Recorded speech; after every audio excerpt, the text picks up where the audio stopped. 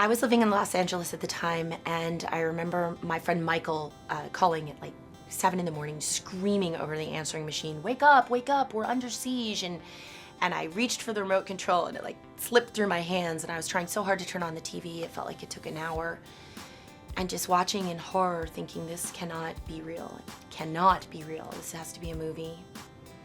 And that afternoon, all of our friends sort of gathered at one of our friends' house so we could all be together and just watched the news together until we just couldn't take anymore and we had to turn it off. For me, the thing that,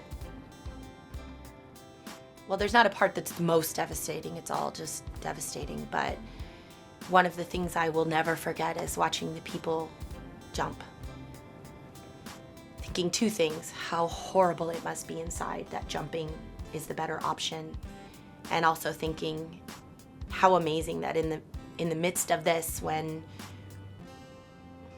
all of your power has been taken away, that they took back that little tiny bit of power and jumped.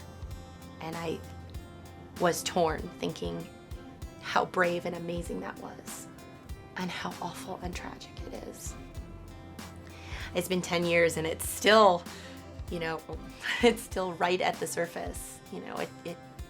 I don't think in 20 years, or I don't think as long as I'll live, even though I was in Los Angeles, even though only one person I knew was in New York at the time and was safe. But I think even in another 10 years, in another 20 years, it'll still be just as emotional and just as heartbreaking.